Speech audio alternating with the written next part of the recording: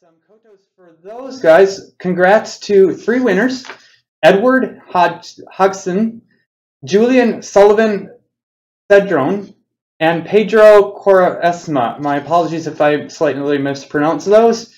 Congrats! I'm sure you got them perfect. I think so. Yeah, I'm working on my Spanish there. Right, On that one. All right, so 3 winners there. Congrats! Congratulations! And we'll have more weekly contests on Facebook and Twitter and all our other social channels. So just stick around for those. Watch on there. Meanwhile, our big Impressions of New Britannia contest that we kicked off at the launch of the game as kind of another celebration for everybody to share with us, share with the community what your impressions of the game are, what cool and fun things you saw in the game, by taking a screenshot. And we've got winners of this contest, the Impressions of New Britannia screenshot contest, in multiple categories. Now, not categories by like we recommended, take, there was a list of categories of recommendations for the theme of the contest or of the screenshot, but we let you guys go wild. There were no actual limits on what you could take, and there was a nice diversity of indoor screenshots, dungeon screenshots, outdoor vistas, group screenshots, a couple of really nasty dragon fights it looked like too. So we've got, we're going to go in reverse order here, starting with, back to social again, because you guys know I love social stuff, 5 random Twitter, Facebook winners who, during the contest, shared their screenshot on social and said, hey, I'm in the contest, or here's my screenshot of what I'm doing in the game today. And the bonus for those guys is that you could win that and still participate in the direct of the top categories for the main contest part. Although I don't believe we actually got doubles. So nobody won twice. So it's a nice spread anyway. All right, here we go.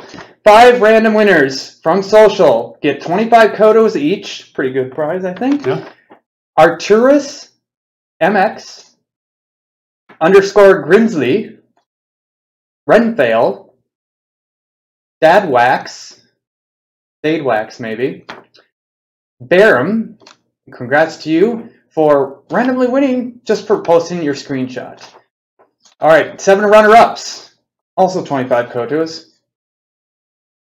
Datendrock, Arthen Stormbringer, Holly Walnuts, Lathiari, Stealth 2, Ravenscar, and Sardon777. Congrats to you for winning in the contest. Now, we've got 5 more winners here. These are the top. We didn't do first, second, third, or anything like that. There were so many entries. Thank you, everybody, for submitting to this contest. There were so many close ones, and we have all of them on display in the forums for you to look at in the submissions thread of the contest and in the weekly update, which will be posted shortly after this live stream.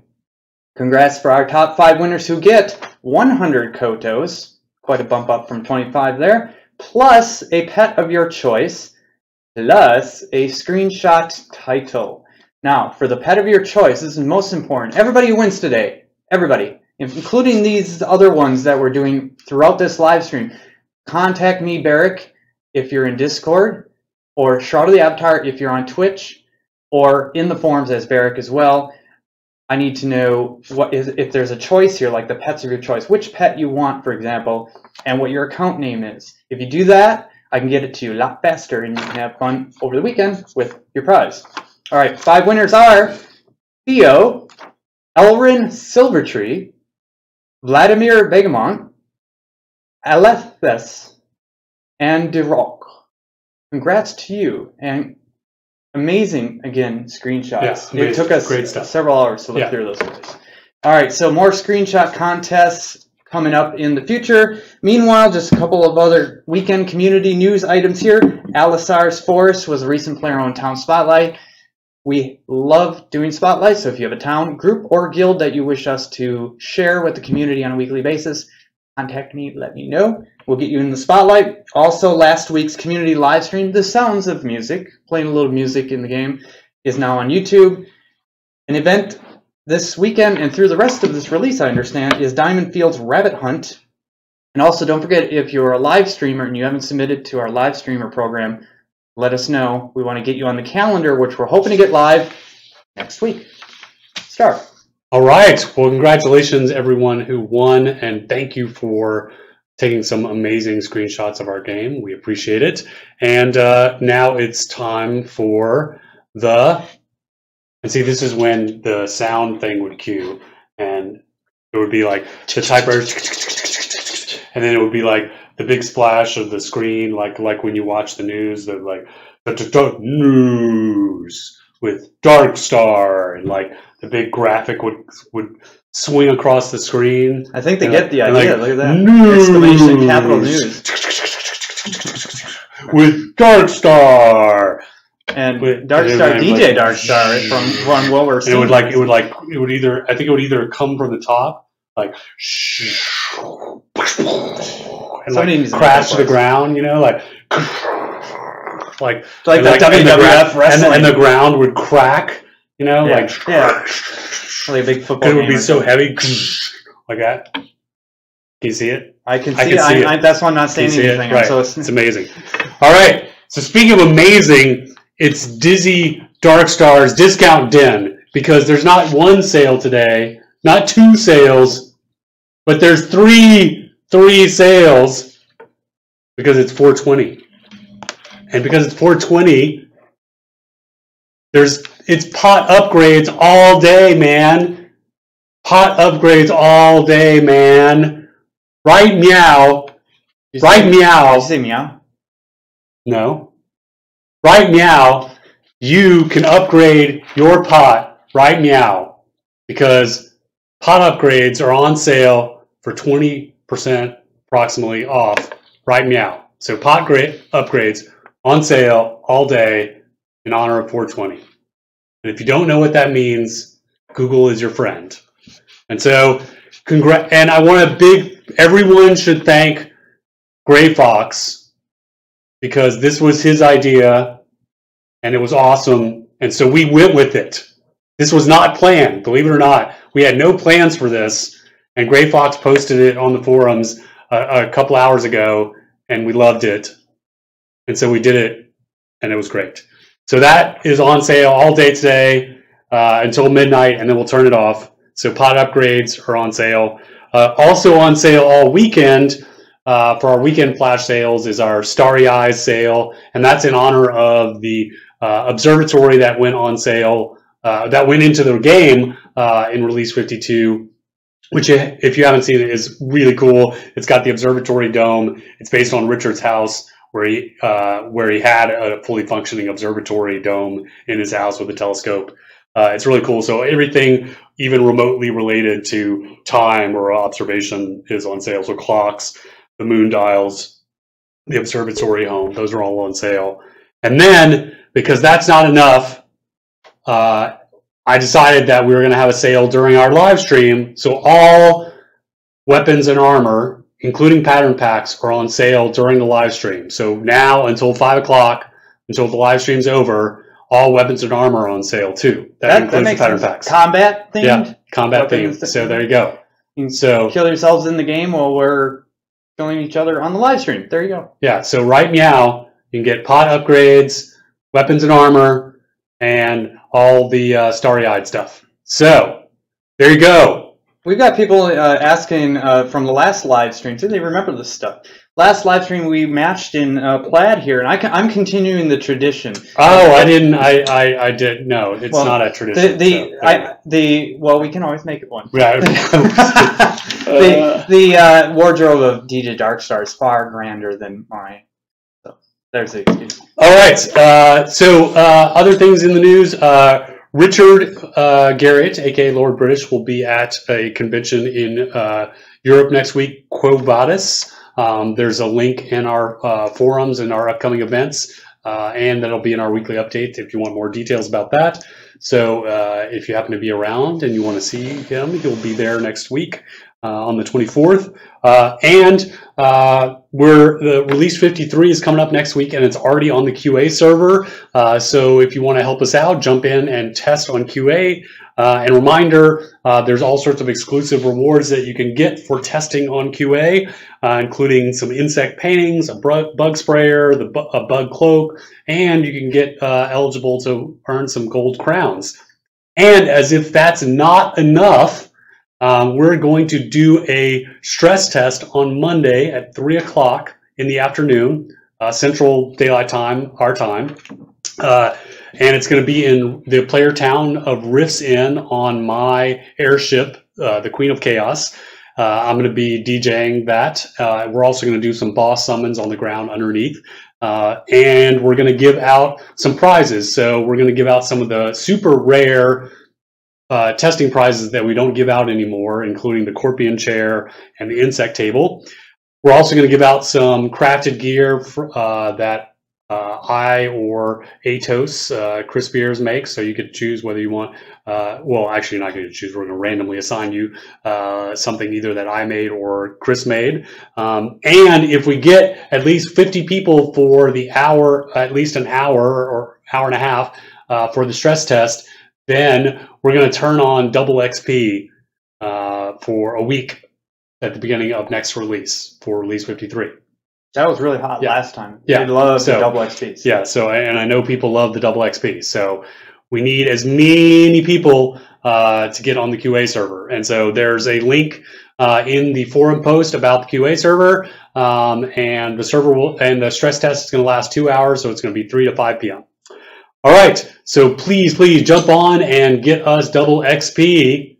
So we need 50 people in that one scene. Please. All right, and speaking of Release 53, it's going to be amazing. And we are going crazy with the loot in Release 53. Committing to our, we have our top 10 priorities, and one of our big priorities is to improve loot for this quarter. And so we are jumping in full force with that. So one of the biggest, coolest things is player crafted gear sold to NPC merchants is going to start appearing in loot. Worn armor, all different kinds of worn armor, toadstools for when you defeat the mushroom creatures. I know it's ironic. Animal skin rugs, lot deeds, and homes are now going to appear in rare supply bundles. So I can go out and fight and get a lot deed. Yeah. So if you have a chance fighting high-level creatures to get a lot deed and a home out of rare supply bundles. Oh, so high level. So I better be ready. Yeah. And in offline, we have increased the drop rates for literally everything. So that includes resources, gold, components, recipes, artifacts, etc.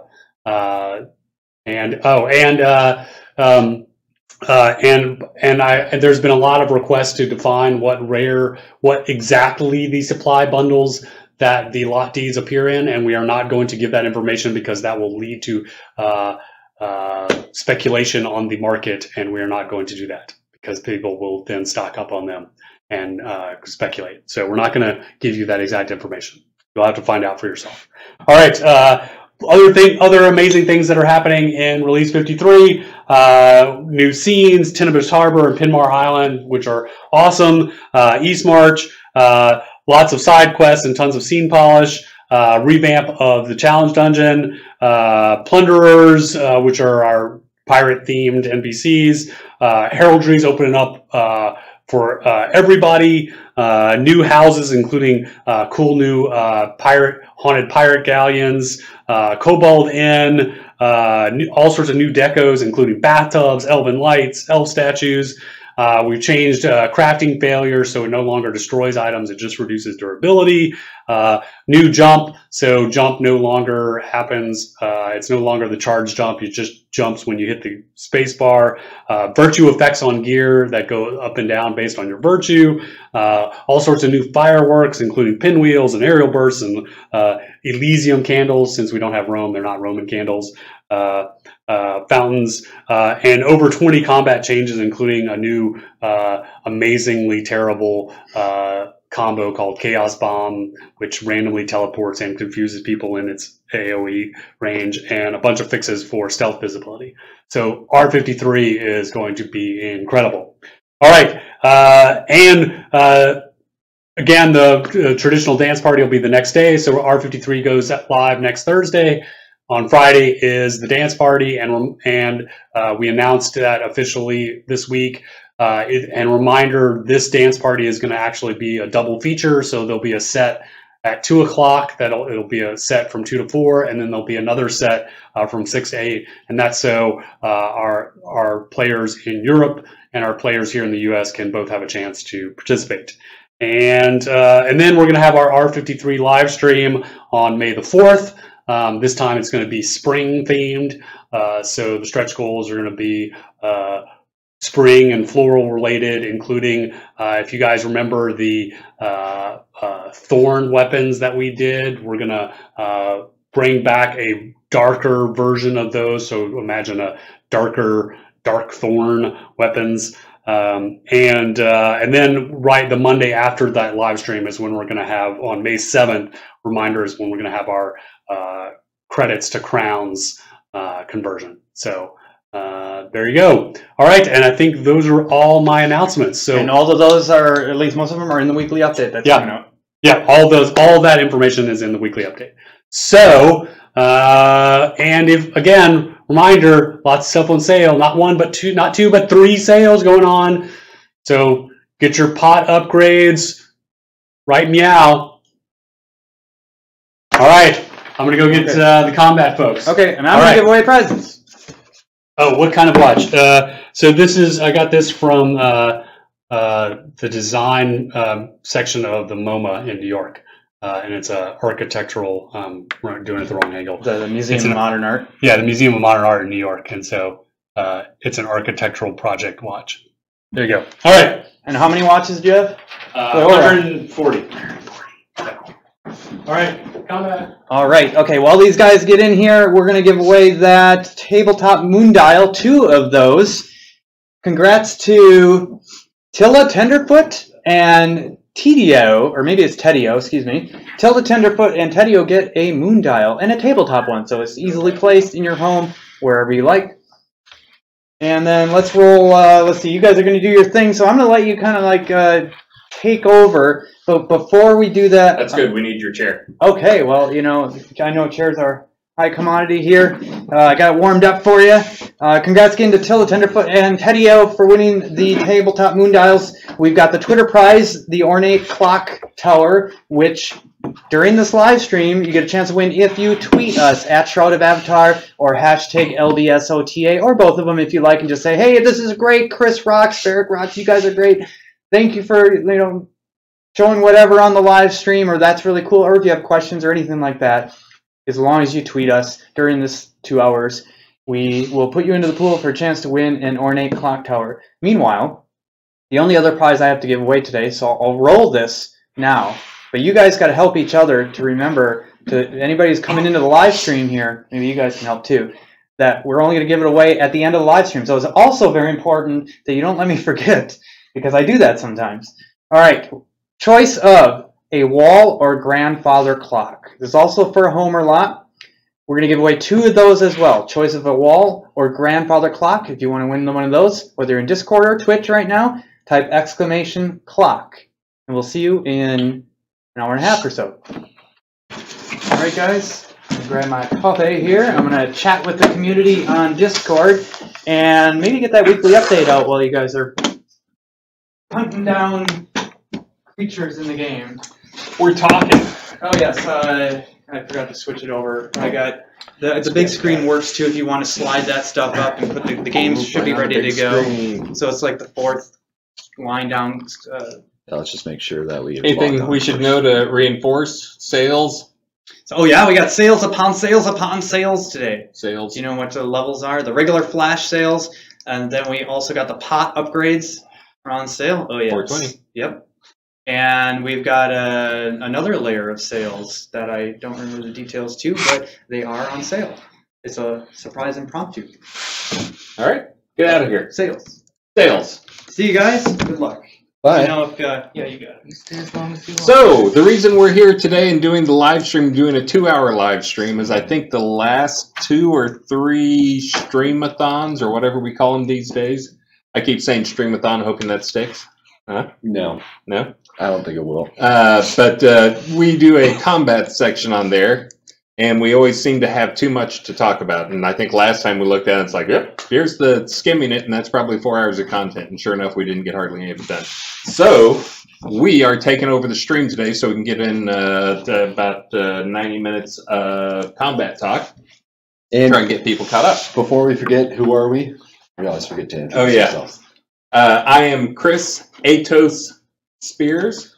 My name is Corey. I'm a web developer here, also known as Core, or Keep You Starfish on Twitch. I'm Travis. I'm Vast Corpora on the forum and List Rostock in the game. Oh, and the thing I do is I make a lot of the combat stuff and do a lot of the combat design. Although nothing on this team really is done alone, and even like the combat changes I make, I'm bouncing it off these two guys and other people up here before I do anything. And players. And players. Always players. So, we know we have a lot of new players out there today. So we want to do our usual thing where we spend the first half talking about kind of new player stuff and giving them a new player or tutorial. Yeah, I think last big live stream, a lot of people were, hey, I'm new, this is great, but not applicable to me yet. So Yep. So we're going to try to spend the first half. Hopefully we will not get too caught up in it and spend the whole time doing that, because I think we have about 4 hours of new player stuff, and then 4 hours of PvE stuff, and 4 hours of advanced stuff, and 4 hours of PvP. So we'll cram that all into 90 minutes, or we'll come do this another time and take up another whole stream. So are we ready? What are we looking at here? So right now we got the game up. Yeah, no, we'll just put it in. So we're in the bottom left corner actually, and we can't see Travis that well, so I'm going to move it over. I don't know if that'll help. Yeah, it doesn't Oh, it help does. much. Yeah, it helps a little. So, you know, I just created a new character in offline mode. I thought, what better to introduce new characters to combat besides offline mode, and maybe you can talk about some of the things they all experience as a new player while I get my stuff set up. So this is one of those things I think we take for granted a lot. Pretty much everybody up here has probably played 100 role-playing games and probably 10 MMOs. So a lot of these things we have trouble explaining to people because they seem so obvious to us, but that's only because we played 10 plus MMOs. Yeah, wow. And we all know all this stuff. And actually, one of the things I saw was this stream, I saw a video review, and the guy was doing, like, obviously doing something wrong. It's like, why was he expecting the thing to attack him, or for him to attack the creature? Because he hadn't targeted it, and it wasn't hostile towards him. He just went up and pulled out his weapon, facing something expected to attack. And that was kind of one of those wake-up moments of, oh yeah, we need to explain even some of the basic stuff, because it's not all super obvious to people. So Core right now is going through the quick, you're putting a lot of thought, you're reading all that, right? You're reading every word. I've created so many characters that I know by heart. All right, you look like you're kind of rushing through some moral dilemmas there. Yeah, you know, well, I did follow my heart because I know it by heart, and I picked a ranger, which is the path of love. And I think we've said this before, but you get 3 choices when you're starting out, and it's we have a classless system. You're not locked into those choices. So I chose the path of love, which has attributes corresponding to love. So really the ranger is kind of like Robin Hood. He has taming and, well, ranger stuff. The mage, the path of truth, and the warrior, the path of courage. The warrior is probably the easiest one to figure out. But again, you don't have to choose. Yeah. The starting path you choose kind of determines how you get started on the story, but it doesn't determine what your character is going to be long term. It does for the start, and a lot of people kind of stick with it because they learn to use a bow or a sword or whatever, and they just kind of stick with it. But really, the experience, how many skills you have, like this is, you can get the same kill in like 20 creatures and learn all the stuff that the other guys knew. It's a very, very small amount of experience. It's just your starting skills, and not very high. And We should probably point out that when you're choosing these paths, eventually you want to go do all the paths. Yeah. Absolutely. With every character, any character you have, you want to do all three to get through the story. It's not, you're not locked in. Yeah. And we aren't here to talk about story, but since you brought up the truth, love, courage, ranger, fighter, mage type thing, that's also, there are 3 stats in the game that also kind of align with virtues, with courage obviously being the fighter, strong type, and love being the ranger, which is dexterity. That's one's a little bit of stretch for him. And then truth being the mage, which is intelligence. So just going over those 3 stats. And those are really the 3 main stats in the game. There's several ways you can increase those, but they all have one skill that goes with them, which is in that bottom 4 set of skills down in the... I was just about to point at the screen, but I guess I should... I'll point so you can know where to put the mouse. So those are all kind of match up with those 3. So there's the 3 main things, the subterfuge, tactics, and focus, which is where you can increase your strength, dex, and int. Yep, so train strength. In some games, you automatically get strength when you gain levels. Here, it's actually a passive skill, so you have to level the skill in order to gain more strength. Same with HP, and same with focus. Which some other games call energy or mana. Mana. Yep, but we call it focus. Yeah, and we call it focus because that kind of felt like a generic term for both, casters and mage guys. We actually started, the original plan was, we're going to have like one for stamina and one for mana, but then it ends up being like, okay, then everybody's going to want to be a mage fighter because then you got 2 pools to draw from. So really just having the one pool, so you can be, if you want to be a pure fighter, you get the same amount. If you want to be a pure mage, you get the same amount. If you want to be a fighter mage, you just have to split your focus burn between the 2. Yeah, and as we're clicking around the skills here, you can see that I start with a bunch unlocked, and every skill tree is a tree. You have a skill at the top that you have to progress in order to get the skills in the next tier. So you see I start out, and the highest tier skill I have is in the 2nd tier. The other thing to point out is that these skills, we have what we call innates. An innate skill is not active. You automatically get the benefits of it. And as I level this, my range combat will level when I'm wearing a bow. There's nothing else that I have to do. Versus aim shot, disabling shot, these other ones, these are attacking spells. You can tell by the red here. And then there's also, if you look at defensive, this little shield icon denotes a defensive skill that is also active, but it won't hurt anyone. And we also have these color-coded as well. So passives are gray, like defensive blue. I think debuff is yellow. Healing is green, and damage spells are red. And I'm trying to remember, there might be one more, but anyways, those are the kind of the key ones. And we have them color-coded and also shapes, and try to keep the look of those very simple for those people who want to play using more advanced combat stuff, so they can keep an eye on stuff on their bar without having to like really look at it. They can just catch the color and see what's up and tell, and know that red is attack and green is heal.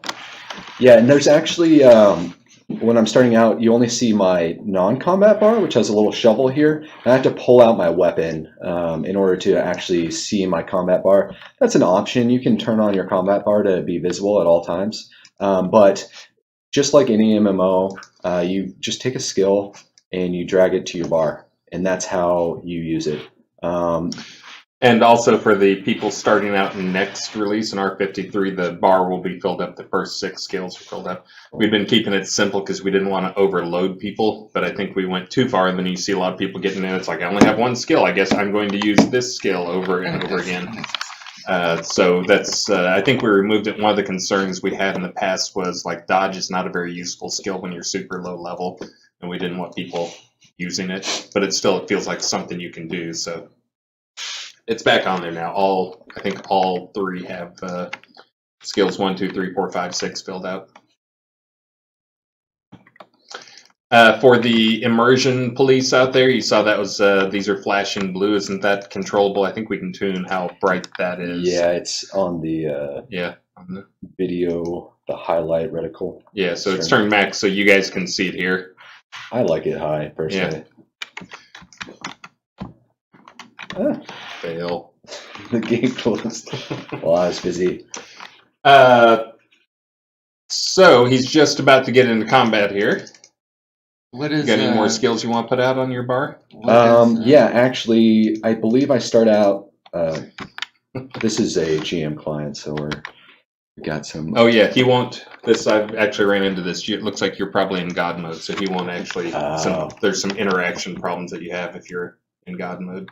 Yeah, we're cheating a little bit here. You don't need to be in God mode. First scene. That's true. That's probably true. So we can see another aspect of our combat system, and right now we're just looking at mainly physical. We have, physical damage is all the trees up here, kind of with pole arms, blades, ranged, and bludgeon. And then down here you have your magic damage trees or magic trees. So I'm not going to be casting a lot of magic skills starting out because I am a ranger. I do have 2 on my bar right now. One is an air magic skill that makes me go faster called Dash. One is a simple heal called Healing Touch. And those are ones I start out with. But again, they're not going to really help me kill stuff.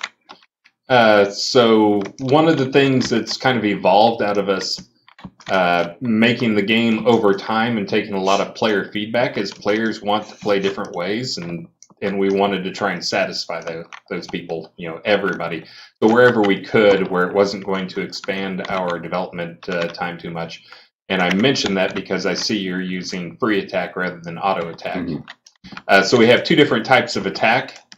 One is auto attack, which is kind of what you're used to. If you have something selected that is in front of you and you have your weapon drawn and you have auto attack on, then you'll start attacking it. Or if something attacks you, you'll start attacking it back. T, is that the default? I forget what the defaults are because we've switched them in my clients. Yeah, we have. Different. So, yeah, you can toggle auto attack on and off with T. But the other type of attack is kind of more of a skill type attack that is a charged attack. And you can see, basically, for archers, it's especially nice because bows generally have a large charge up thing. You can see down at the bottom of the screen. I almost pointed at the screen again. You can see down at the bottom of the screen that there's a bar that is filling up. That is, he's holding down the attack button, so you can basically charge up an attack. For archers, it's nice for a lot of reasons. Honestly, at low level, it's kind of nice because you save arrows, which can be a problem at low level, is running out of arrows. But it also increases the damage on the hit. The actual DPS you can do with that is actually greater than what you can get with auto attack. If you charge and release it pretty close to the time, it actually charges up. So like doing a 3 charge will take 3 times as long, but it'll do a little more than 3 times damage. Or 3 being 6 charge, sorry. Oh, we talked about strength and intelligence and dexterity. We want to kind of explain kind of the benefits of those. So. Yeah, that's another thing is I think everybody up here grew up playing Dungeons and Dragons and every RPG out there, even before getting into computer games. So we also just assume people know those type things too. But so the 3 main stats, strength is useful in that it increases your hit points, which is your health, how much damage you can take before you die. It also increases how much you can carry. It also increases how much damage you do in combat. Those are kind of the big 3 things that it does for you.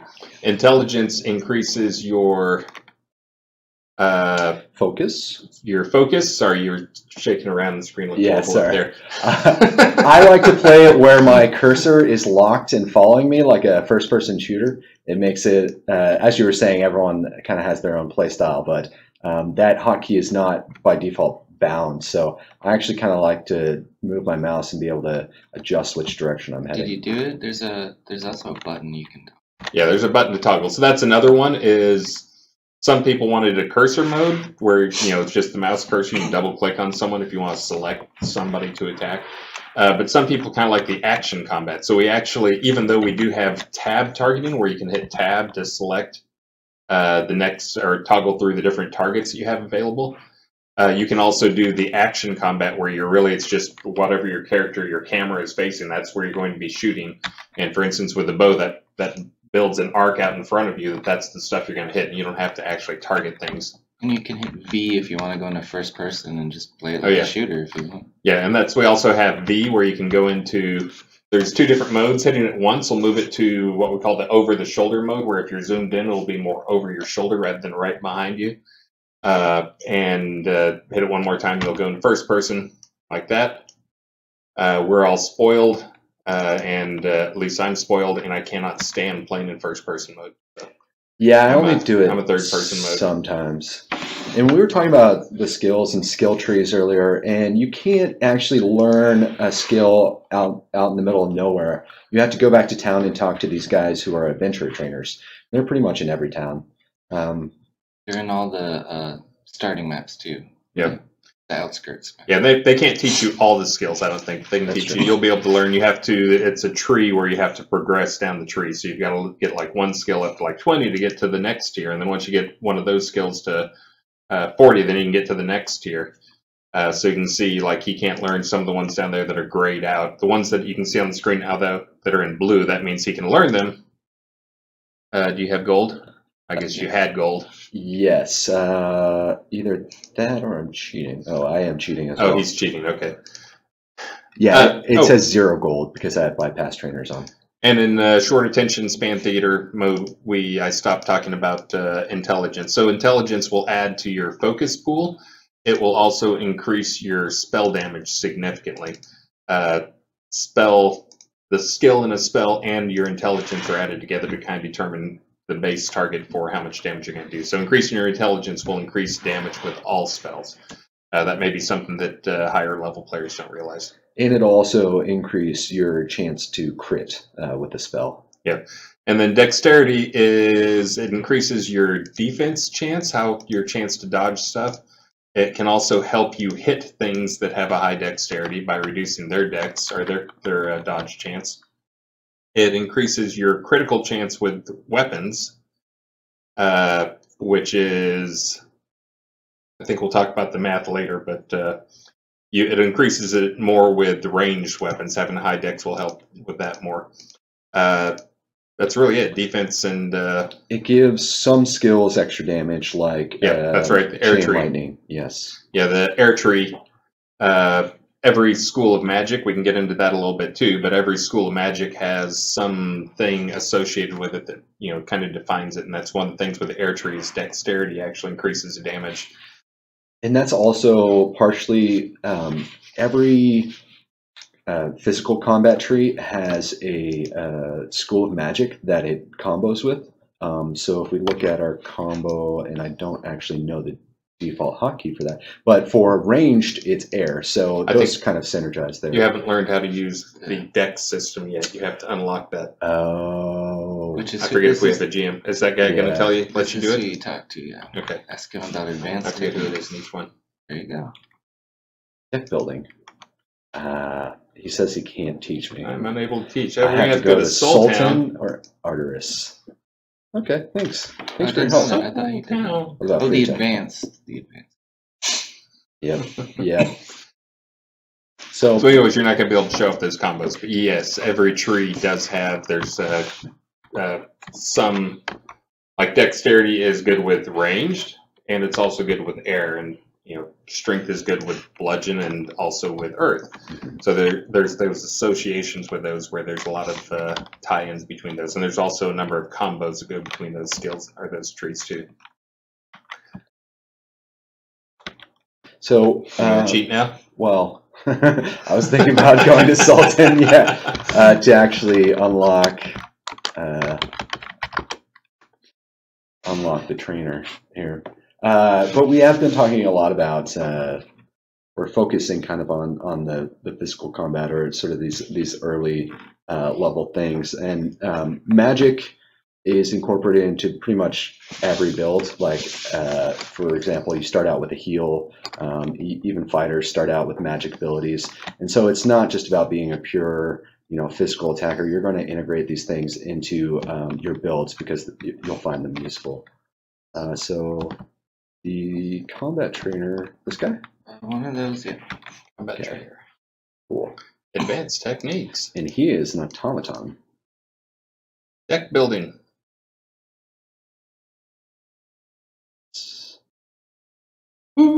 Okay. Let's see, do I get combos now? I still don't remember which actual. Okay. Why? Oh no, why? Why is the default for that? I thought there was a list of combos as well. But... There is once you start making it. Yeah, you gotta go make a deck, or you can go edit your existing one. So the thing he just pulled up here, as you saw, it was advanced. We kind of hide this because it's one of those things early on. Players had heard about it and they'd go and try and do it early on. But there's really, again, it's the fire hose of information, and it was really turning a lot of players off. So we kind of try to hide it a little bit now and let players find it once they're more used to things. But the thing he's working with now is actually building a deck, which really we call it a deck just because that makes it's the easiest way for players to understand it.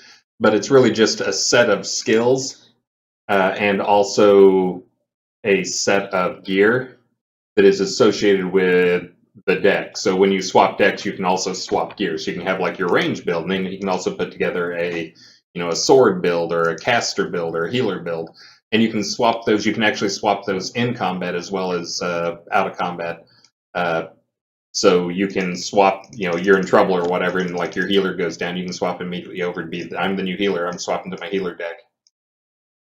And as of the last release, I believe, you can actually assign up to 10. That's great. 10 hotkeys to 10 different decks. Yeah. You can actually swap between 10. So one of the things that's probably worth mentioning now is because this is one of those things a lot of people don't think about, but because we are a use-based system where we don't have classes in the game. So in a game that has classes, they control what skills you have available through your class. So that's how they limit how much stuff you can do. Because we are classless, we let you level every skill. We have to have some way to limit things. So having a limited number of things that you can put on your bar at one time is how we do that. So we can control, keep you from, even though you've got 100 skills maxed out, you're not going to be able to use them all at once. And swapping between them gets more and more expensive depending on how much stuff you swap out. And even magic schools, I mean, it's pretty obvious that you can't use a bow and a sword at the same time, but the gear that you wear really influences the strength of your magic. So if you're wearing a set of armor and wands that are for fire, you're not going to be that powerful in water, even if you have a bunch of skills high there, objectively speaking. At low levels, it's not that big of a difference. Yeah. Though. At low levels, it's all pretty easy. But yeah, towards the higher end. Another thing is, if you want to pull up that tree again, talking about different magic schools, is just talking about armor, and that we already mentioned weapon stuff, but looking at the armor. So the armor, your magic schools, if you look at the left side of the tree there with death and air and fire, those are all more kind of the pure caster type spells that are easily interrupted by wearing heavy armor. So there's something in the game called fizzle, that you can fizzle a spell, which basically it'll give you a little "you suck" sound. I forget what the little sound is, like psh. Yeah, you can actually see it as a percentage on your bar right here. So my dash, I have a 91% chance to cast it, and while I'm moving, you see that turns into a 62% chance. Yeah, but the skills or the spell trees on the left side, the fire, death, and air, all are much more susceptible to fizzle due to armor.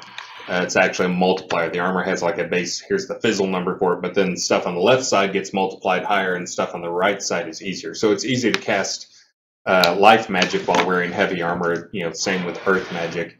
A little bit tougher with sun magic and ice and lunar, but then once you get over into the air and fire and death, you really kind of have to either be really focused on it, because there's ways you can decrease your fizzle too by holding wands is one of them, or having just keeping an open hand rather than keeping something in your hand. Yeah, so if I take off my bow right here, the 91% turns into 100%, so it doesn't even show the failure. You can actually see the fizzle percent that it's adding for these schools of magic. So here you see plus 45% fizzle chance from equipment on every single air spell. And then if you look at something like life, you can see that it has negative 50% fizzle chance from equipment. So, it's kind of natural. It's also put in there. There's a lot of info you can get about fizzling and, the strength of your skills in future levels. And did you ever add the experience on? No, I did not turn it on. File? I have that still in the shelf change list. You won't be able to see the experience yet. Yeah. Soon. That's players who have actually played a lot are looking at this, wondering what's going on down there at the bottom. That's actually some dev information, but it's one of those dev information things I meant to reveal to players because it's useful information. There's no reason not to show them. But that does, since we do have the dev information up there, and you can see how much experience and that type of stuff. That is, again, when you have a skill that you've learned, the little green arrow in the upper left-hand corner, you can click through that to toggle whether you're learning, unlearning, not training, and I guess there's no maintaining for that one. Maintaining, it starts to happen above level 40. Yeah. So what that is if you have it set for learning, every time you use that skill or a related skill in some cases, it will apply experience that you've earned to that skill and start leveling that up. So we use kind of a hybrid system. If you're familiar with Ultima Online, where it was just purely a use-based system, you can just go stand in front of punching dummies, or cast a firewall and step into it over and over again, or everything you might be doing, you can do it over and over again. You just continuously level. We have a system, we didn't really like that. We felt that encouraged some bad behaviors. So we have a hybrid system where you go out and you do stuff, you complete quests, you kill stuff, and you earn experience, and that goes into your pooled experience. And then when you actually use the skill, what it's doing is pulling experience out of that pooled experience and applying to that one. So you have a finite amount of experience. So just you can go and stand in front of a practice dummy here, and you can shoot it. Why don't you close your thing so they can see the bar on the right-hand side, and maybe we can see some stuff go up. So right now, I'm going to turn on the training for disabling shots. So I'll shoot this dummy a little bit, and it might be because I have bypass trainers on or something along those lines. No, and by no means should you feel like you need to go kill to get experience, and then go use a little XP. And then go use a practicing dummy to raise it. You can just stay out there and fight and raise it by fighting. I think a lot of people think like, oh, now I have experience, I need to stay in town and use the dummy. Some people prefer more of a no danger. You can hang out, you can socialize while you're practicing, but you don't have to. And I think I see some people doing that because they are not training the thing they're actually going out and earning experience with, because they're trying to, now I want to go back and level up fire magic. I've been out fighting with my sword all day, but now I want to go back and level up fire magic. And now they got some pool experience, I'm going to go back and, cast my fire bolts and fire fist and level up that stuff. I'm going to use light. Oh, so I mentioned the training. That's when the little arrow is green. There's also unlearning. When you set a skill to unlearn, every time you use it, you'll slowly move some of the experience that was on that skill back into your pool. It does not move all of it back in. I think it moves 50% right now. Or when you use something else, it'll draw out of it. It'll, depending on what it is, it'll draw that down slowly. And then not learning is basically it's not applying, it's not removing, it's just there, and it stays where it was unless something negative happens. And then maintaining is the final one, and that is basically you, if you should die at a high level, this doesn't happen for quite a while in the game, but if you die at a high level, there's something called decay that'll actually pull experience off some of your skills. And what that does, if you have it set to maintain, is instead of pulling experience off that skill, it'll instead pay for the decay from your pooled experience to make sure that skill doesn't de-level. Or something set on downtrain first. Yeah. So I created a deck a second ago while we were chatting, and I just want to point out that I am pretty low level. I did start, a few minutes ago, but I can still set up combos. And I'm showing a few examples of combos. Right now, I have, in order to do combos, you have to have slots unlocked, which I guess we didn't really, that's part of the advanced deck building.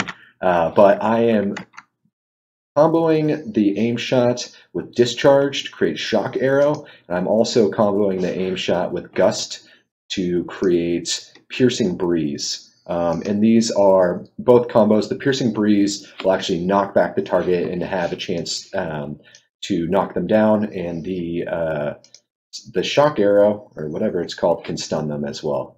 And these are very early on combos that you can use. But they can also be useful at high level too, or I still expect more people to be using the arrow gust combo to knock people off bridges. In PvP and PvE, gust and the push spells that have push won't push things off ledges. It's just too easy an exploit, too easy a way to kill things. Basically, we'd have to make sure that the world was built flat and there were no big drop-offs, keep people from pushing all the creatures into the pit. As much fun as that would be, it's not something that's easy to design around or balance. But in PvP, we trust players you're on your own, you can react. So Gust and the combo they just showed you can also do, Piercing Breeze can do push them off ledges, push them off bridges, push them off stuff, which can be deadly, obviously, in PvP. And very funny. And also very funny, so yeah. And that's Gust is actually a very short range spell. The Piercing Breeze, however, has arrow range, so you can do it from quite a ways away. So players may not even see you, and you can basically gust them from 40 meters away or so. Yeah. Which is helpful for an archer, because then they're that much further away, you can get another shot off. And combo it with slows. Also the shock arrow to stun them, or any lightning skills to keep them in place. There's fire on the ground or something, you could knock them into the fire. Yeah, really it's about giving people a lot of options to kill things. Yeah. And so for the new players to the game, you probably will not be doing any of this deck building stuff for a while.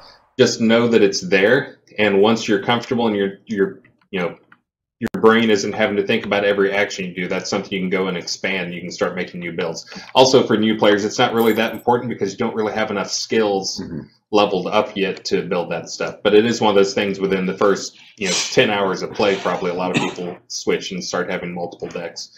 The most common one is if I'm in a group, I want to have this deck, but if I'm not in a group, I want to have this deck to be fully self-sufficient or whatever. Yeah, I definitely would just say, starting out, drag the skills that you see onto your bar. If you're not using one, try a different one. Try learning new ones. Try to open up new skill trees and figure out what you really like. There's a ramp for gaining levels and skills, and it really doesn't cost much at all to kind of try a skill out for a little bit next to nothing. Yeah, it's a really steep ramp, which is great because it means the first 40 levels are really quick. It doesn't start for a while. So. Yeah, the ramp really starts more at around above 40, and then when you get to 80, it really starts to ramp up. Yeah, so to get to level 2 of a skill, you only need 10 experience, it says. Versus level 12, you need 181 total, I guess. And then even at level 20, you're still less than 1,000 experience. You get 1,000 experience from like one tier 5 monster kill. So for people who are, maybe level 40 or 50, getting one skill to level 20 is really just as much experience as one monster kill. And I forget how much low-level monsters are, but I think they're in the maybe 100, 150 range. So you're talking about to get a skill to 20, you got to go kill like 6, small bears or whatever. But then it starts to ramp up really huge. So like at 40, we're sitting around 4,000. But then at 70, we're at 80,000. And he's looking at the white text at the bottom of that window that he's got there for the Flame Fist. You can see the experience. It's showing what he currently has and what the next level is. Yeah, and so really about when we get to 100, we're looking at over 1 million experience for the lowest tier skills. So that's just for Flame Fist, which is tier 1, and it's some skills are 10 times the amount to level, and for the specializations, they're actually 20 times the amount to level. Yeah, most active skills are in the 1 to 2 range, depending on what the skill is. So like Flame Fist is probably 1x is what we refer to it as, kind of the cheapest skills to level. But then passives, the gray skills, and we call them passives because you don't actually use them. They just give you benefits all the time, which is kind of what the health is, and also strength. Can you go back to the fire? Sure. So let's say you wanted to be a fire wizard, and it's much more beneficial to you to get all of those to like 20 or 40 than to go down the tree for a specific skill you need, and then try to get that to 100. Try to get them all up kind of as you go, and then once they are all at 40 or something, then maybe you can start picking or choosing. But that number, that little meditating person, the attunement number, that is what would you call that? That is a combination of the levels of all the skills you have in this tree. And the higher that number gets, the more damage, the more attunement you have, more resistance you have to the opposite school of magic. Yep. So just like if you're just going down the tree and I want level 100 fire arrow, you'd probably spend 1,000th of that experience to just getting all those other skills and going down the tree to their minimum. And I believe it uses the 8 highest skills. You don't have to get all of them. You said 8? I thought it was 10. Is it 10? Yeah, I think it's. If you changed it recently, I don't. Yeah, recall. it's either 8 or 10. You don't have to get all of them generally. You can usually have 1 or 2 that is not. Yeah, it's not hurting you once you get it. And the idea is that if you're a good fire mage, you know a lot of fire skills, you're just naturally more talented at it, right? So basically, this attunement is trying to set up that natural talent for it. And really what he's talking about is if we look at this damage on this Flame Fist right now, it shows 6 to 10 physical fire damage for this level. And that's with 8 attunement. And we can just... So we would have to spend, a lot, about 900,000 XP to get this to level 100, right? But versus if we leveled up all these guys to level 40, and as you see, as I'm leveling these things, my attunement's going up a lot. And this, again, is much, much cheaper than leveling that one skill from 80 to 100 to just level all these guys to 40. And then even with just these few skills, I've gained 3 damage, which it was, 10 max. So that's 30% of my max damage, right? It's hard to see these lower amounts. And of course, some of these I'm getting fire damage as a value, so that helps. But really, the attunement's a very important part of being an effective mage. And if you're out there fighting a bunch of different kinds of monsters, we haven't gotten into that, but different kinds of monsters use different schools to attack you. They also have different resistances. Like you can't use death magic on undead. It doesn't do anything. But it might be worth your while, unless you're role playing like a pure fire mage and you don't want to know any other schools. It's worth your while to just put some nominal experience in those other schools just for the other stuff you encounter in the world. It'll kind of protect you from those too. And that's one of those things we're using the deck system to define things, because there's also, it's not just like fire. Death magic and blades is one of those where it can be tough fighting undead, because death magic, guess what, on undead does not do so well. I don't think it does anything really. It depends how powerful of a death mage you are. If you're fighting a tiny little level 1 skeleton, you can do a little bit of damage. But if you're a death mage and fighting a lich, no go at all. Same thing like blades. One of the best DPS parts of the blades tree is rend, and I don't believe rend works on undead either. That's correct. And there's a bunch of other combos that work with rend. Someone actually asked for more subterfuge combos. One is with Trip, which is in subterfuge skill tree, and then also with whirling blades, and both of those are damage over time. Very powerful. Again, don't work on undead. So if you're a new player and you're seeing all this stuff and you're completely overwhelmed, don't be. Again, super easy. All you got to do is whatever skills you have, you can drag them to your bar, you'll use them, go fight stuff, you'll level up, do some quests.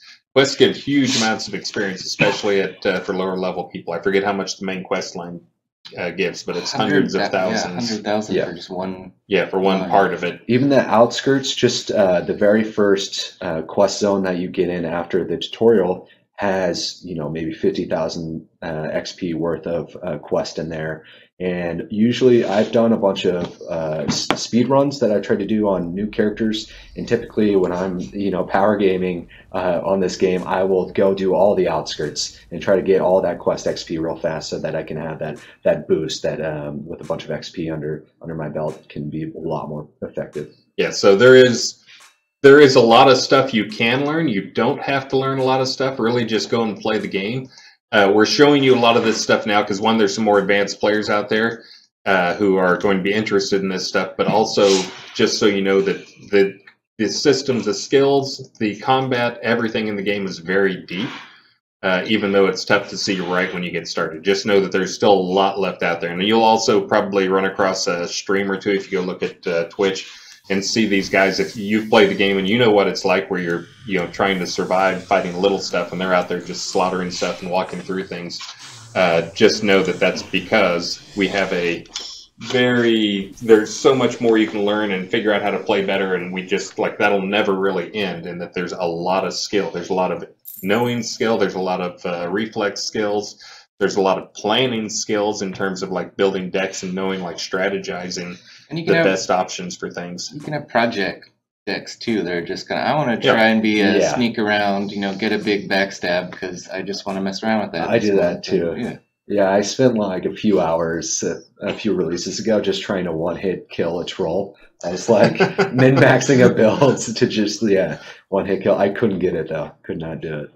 And that's we set up our list of things we're going to talk about, and I think we're like in the first. Let's see, what have we covered here? We covered skill progression. We covered stats, auto, free attack. Yeah, maybe we can go into the more magic. Yeah, we haven't talked about magic and reagents. Yeah. We did talk about attunement.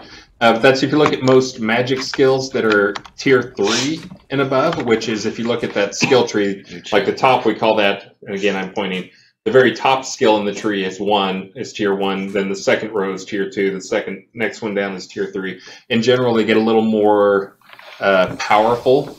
They also, once you hit tier 3, they start using reagents generally. It's not a hard rule. I think there's actually a few tier 3 skills that do not use reagents.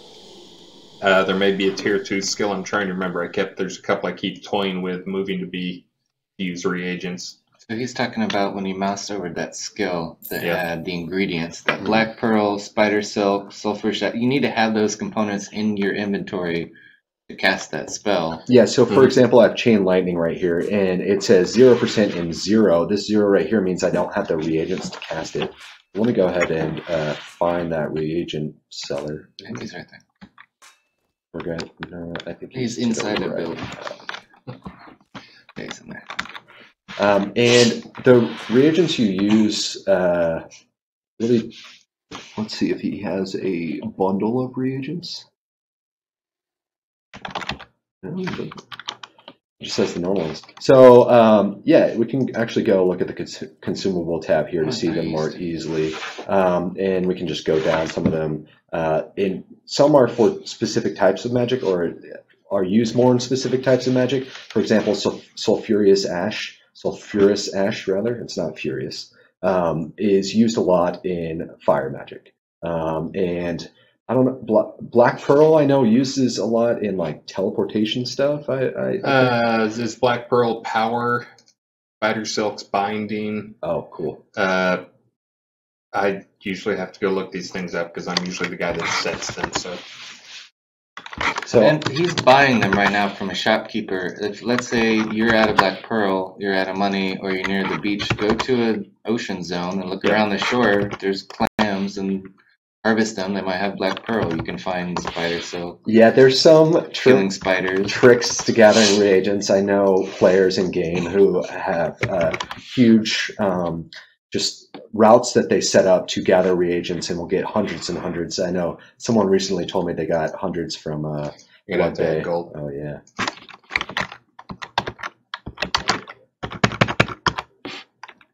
Yeah, you guys can do this on live too. Just add gold. Yeah, that's exactly how it works. Okay, new guy fun stuff is probably, yes, he's very overburdened with reagents now, but that's okay. We're cheating. He's not slowed down. And now when I pull out my deck, we can see I have 99 plus uses of Chain Lightning, and I'm fizzling a lot because I have 65%. You have leather gear on. Leather, and he doesn't if you have. had cloth gear on, that would go down. Oh, and there's also skills that will reduce your fizzle, and you also have a bow in your hand. So yeah. But also know that you don't just because you have 99 plus or you buy like 100 reagents. That doesn't mean you can only cast it 100 times. It usually, the general rule is most things are 10% of the time they'll use reagents out of there. So it'll last a while. So 200 will probably cast 2,000 cast. Yeah, it's 20% chance to consume reagents for Chain Lightning right here. And so all this info is available on the tooltip as well. And even though there's 20%, out of these few casts, I've only actually used one of each reagent, so it's pretty nice. Reagents can get really expensive, so it's good to know where to find them. And this is when I go through and try to balance things. That is one of the, there's a million different knobs I have for balancing thing, whether it's making it more focused, making it harder to fizzle. But that is another one that I look at, is just making things more expensive to try and discourage players from just constantly spamming it. Yeah, like summons, for example, are pretty expensive. Torpor is an expensive skill. I'm trying to think of others. But yeah, they can if you're using, oh, that new life one is super expensive. Blast. Yeah, Blast. yeah, this one really hurts the group healer. You know, it's like they had to go back and get a bunch of Black Pearl because Tip your healer. Yeah, definitely tip your healer, guys. It's not cheap to save your life. So yeah, healing blast is super powerful. I get healed for like 800 plus sometimes with this skill, but that's very powerful life mages. But it's cool. And arrows are considered a consumable reagent if you're out there shooting a bow. Keep track of how many arrows you got. Yeah, and it's actually similar. There's to the way that you consume reagents. There's this ammo scavenger skill, which reduces the chance for you to actually use an arrow where it works instead of picking up an arrow. And the other thing about magic that we touched on was attunement, but and List mentioned it, but your attunement also dictates your resistance in a way. So there's attunement and there's resistance. If you look here, I actually have a skill in the air tree that gives flat air resistance. And so both of these are used when doing a calculation for how much magic damage something is going to do. So I forget the math exactly, but the math is when I cast a spell on you, the comparison it does to figure out, I just slide out of camera, the comparison it does to figure out how much damage it takes my attunement, and it compares to, like, if I'm casting air magic on you, it takes my air attunement and compares it to your air resistance plus half your air attunement. So your air attunement does help it, but only helps it half as much as resistance. Resistance is twice as useful for resisting, but it does nothing to increase the damage of it. Yeah, so to plug in numbers for that example, let's just use my air tree. Let's say Atos is attacking me and he has 150 attunement, which is very easy to get. And I have 33 attunement plus 10 air resist. So that would give me about an effective, so reduce your, you'd be around 130 attunement for the damage of that skill to me personally. I don't remember the exact math. I think I've shown it up in one of my combat chats, but I have to go look it up in code every now and then. But I think maybe at 100, it's kind of in the double range, but I think it's actually a power function. Right. So if I had, equal air attunement and about 75 air resist, then I would match him, and he would be doing about as much damage as, let's say he was using Chain Lightning. That Chain Lightning wouldn't really get any damage boost from attunement. So it can be really powerful in defending against things. Well, maybe we promised we wouldn't talk about gear, but these attunements and skills and resistances can also be magically added to the gear you have on. Yes. So if you were going to go, I'm going to learn and go out in the world and try to make it as an air mage who's just kind of new, and I only have pretty low levels of these skills, might be worth your while to shop around for some cheap plus air attunement or plus air damage gear, because then you're doing a little more damage as you're raising them. Yeah, and I usually, when I do my playthrough, I give myself usually 5 crowns. And after I get through the first 2 maps, I see how much gold I have. And the first thing I will do for one of my playthroughs, which I recommend everybody else does, is go to a big city, go to Arteris, go to Brittany, go to Owl's Head, some of these really heavily populated cities. And there will usually be vendors. And a vendor is a player-owned merchant type. We call those guys vendors versus the NPCs who are like the shopkeeper type guys. We call those merchants, try to be less confusing. Are you in offline? Yes. So he's in offline, but if he was on online, he could run around and go see those player vendors and buy stuff off them. Yeah. But the player vendors, they not only will sell stuff, but they also put up buy orders. So you can find somebody pretty quick who's buying crowns. I know a lot of the pledges come with crowns. I forget how many. You can take that, just go to a big town, trade them into another player for gold, and then use that. You can usually, for like what you'll get out of that is maybe 20,000 gold, 15,000 gold. Yep. Oh, that's a good set. Yeah, way more. And that right is now. that will buy you a good set of starting gear. Yes, it's awesome to go craft, but that's kind of one of those things you just want to get your feet wet. You want to get some decent gear, and you can buy some pretty decent gear. You can buy like a full set of like +7 type gear if you shop around. There's maps that are specifically just shopping marts. Yeah. Markets. Lots of player-owned towns that are dedicated to that, and also asking other people. If you find someone, just be like, hey, do you know anyone who has this for sale? Likely they'll say, hey, go to New Britannia Market or New Heaven or something like that. Or where's a good place to buy X? Yeah. Because just checking every vendor is not. For super cheap, and it's still good gear. It's just not the best. Also, before you go into the town there, you can see the name is in Runic. On the little map, there is an option to turn that off if you do not want to be immersed or learn how to read Runic. Gonna turn on. I forget where it is, but it's in there. We have a lot of options in there. You can go and tune play styles to exactly how you want it, which also includes, like we saw earlier when he was fighting stuff, they had names and health bars above them. You can actually turn it on so you can see the exact health that the thing has, or you can just show it as a health bar, or you can get rid of all that together and just like all you get is the creature. Turn down your highlight, and then it's pretty much there's very little going on.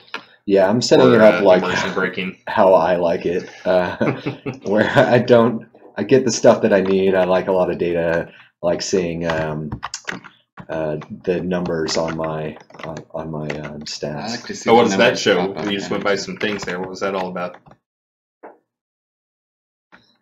Oh, the siege? Yeah. Yeah, so I don't think I think it'll let me bypass, but Yeah, because you're low level. yeah, the Cabalists When you see those, are watching. Yeah, it says that they're sympathetic towards me. I didn't know that the Cabalists had sympathy, though. You know, what's that anti-virtue?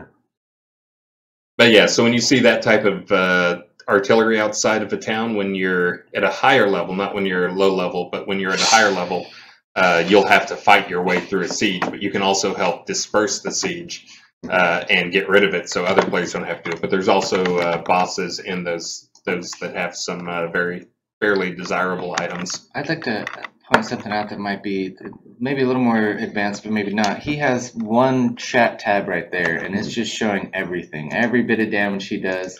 So a lot of people, most people, myself included, I'll have one channel for talking to people and seeing people talk to me, and then the other one is for combat. So I go back and how much damage am I doing? How much? So you don't miss conversations trying to see people talking to you lost in that and block. You can drag that out, and because we give you a lot of information, but definitely you can filter it, and I recommend adding another tab to filter all that. Yeah, otherwise your friends in the guild will be upset with you because you never respond. Yep, that happens all the time. There's a lot of new players in the outskirts. I see higher level players going to help them, and they're fighting the target dummy, and they're trying to yell at them, but they don't see that go by. And like, hey, you want free stuff? And they don't see it. And that's the type of stuff that's so obvious. Maybe we should consider making our default. That's something that we just added not too long ago. I don't think that's a bad idea. Actually making it the default, kind of how we would want to play. So combat goes to 1 and other stuff. But just know that it's there and you can configure it however you want to. Some people do it like, here's my party chat, and then I got my guild chat over here, and I got combat spam up here. Let's see. So another thing, we mentioned focus before. We didn't mention how to get focus back, because that's one of those things. It's the limiting factor when you're in combat. It's the thing that will control how quickly you can cast spells, how quickly you can use skills, lots of different things. And basically, you'll see new players use up all their focus, run out of focus, and then not know what to do and not know how to fight, because then they're just left swinging their sword or whatever. Or if you're a mage, you just kind of SOL. Yeah, you're swinging wands or staff then. Yeah, but so the important thing to know is, one, when you're out of combat, both your health and your focus come back much faster. So as soon as you're done with the combat, get out of combat, or get out of combat mode. Again, Z is the toggle to go into out of combat. Yeah, if you can get away from a monster and just kind of make yourself invisible with an invisible skill, which there are many, and just stand still and hit Z, it'll start coming back. So the other thing is, we already mentioned going to town to do shopping for clothes. The other thing you should save a couple thousand gold for is food. Food is extremely important in the game in terms of regaining. You should look for things that give you a lot of plus health or a lot of plus focus per second, because it's that is what the difference is night and day. Like a new player with good eating good food, they'll survive. The other guy will die. And it's also, it can be, when you're low level, it can be the difference between having downtime and having to wait between different stuff or not. And that's easy to craft. You can also buy stuff at a tavern or from NPCs that's a lot lower level, but at least it's something. And you can have 2 active food benefits at the same time. And you can find food around. Most of it lasts for 20 or 30 minutes. So it's, if you're having a hard time, just chow down. Yep. One thing I wanted to show that we didn't mention earlier is that, actually Travis mentioned it, you can train almost every skill at a skill trainer, but then there are these master skill trainers, and there's this place in Arteris that actually has a handful of them. But what's interesting is, so all the highest tier skills in the tree are only going to be trainable by the master trainer, and you can actually ask any trainer that you're talking to anywhere where the master trainer is. So if I was, in Owl's Head talking to a trainer there, I could just say Shields, and they would be like, hey, go check out the guild house in Arteris, and we'll tell you the person's name. So, there's a bunch of resources available to help you out there.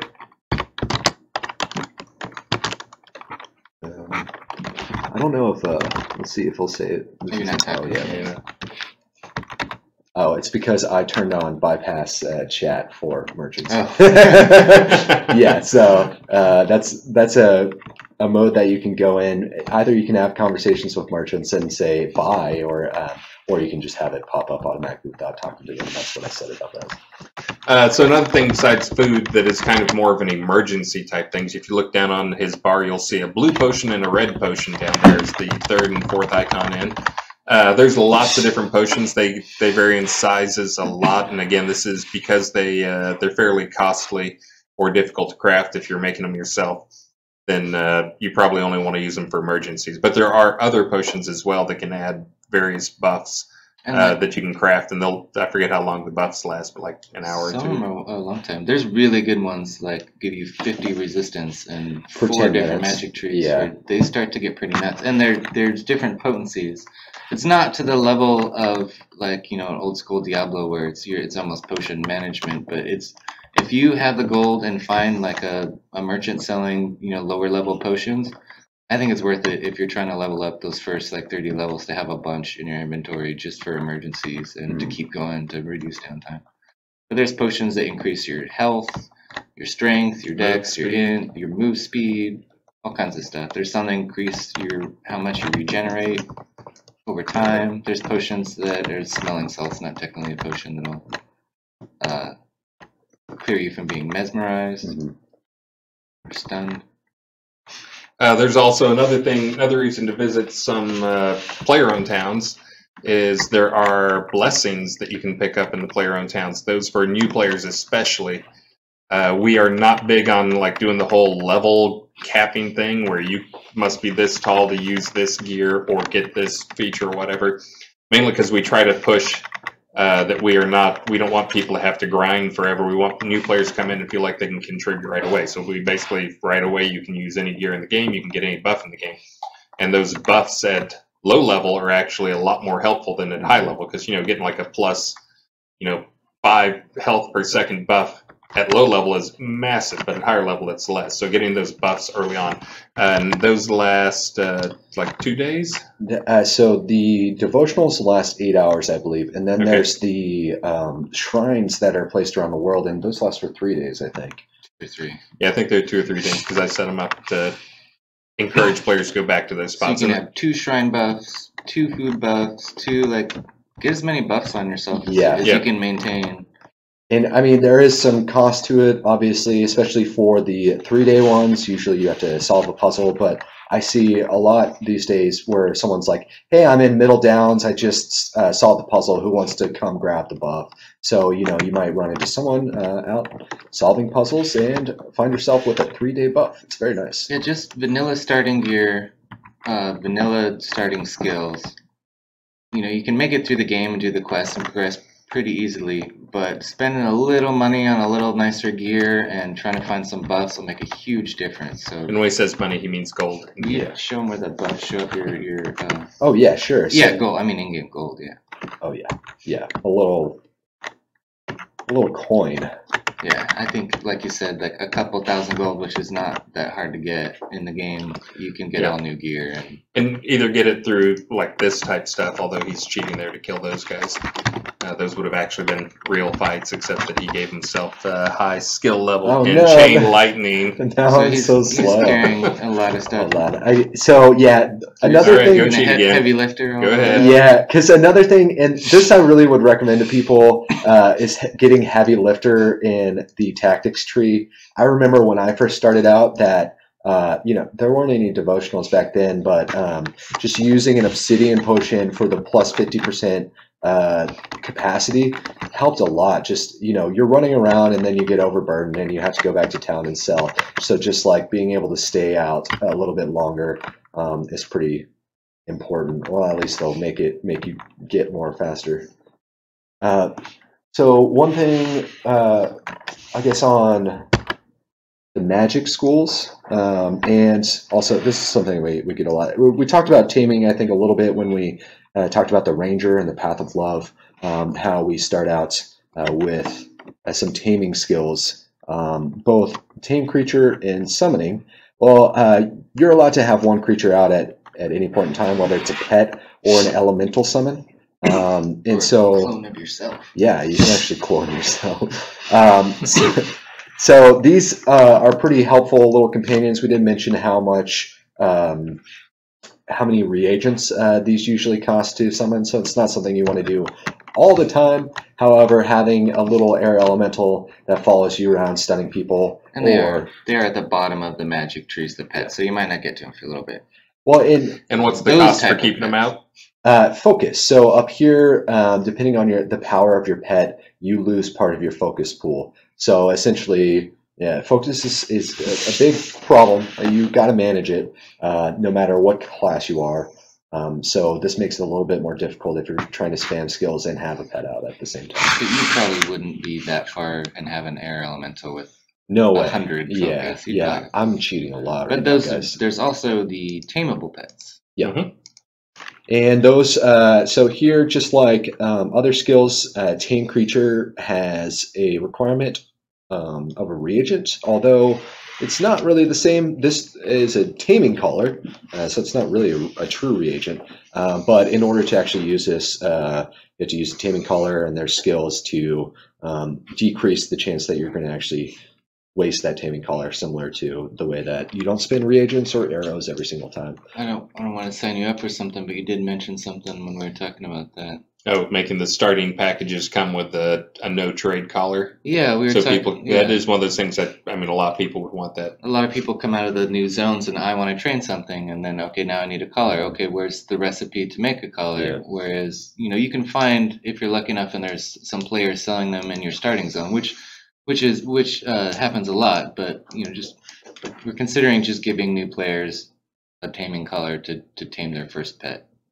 And just on a system design note, since a lot of people have played other games like World of Warcraft or EverQuest or something like that, and they have pets in those that don't have any negative side effects whatsoever. Mm-hmm. So the difference is in our game, because you can do whatever you want to, whenever you want to, like those classes are designed around pets. Like if you were a hunter in WoW or a mage in EverQuest or whatever, like those are designed. That is like a big part of your class is built around that. And again, that's where the class thing comes in.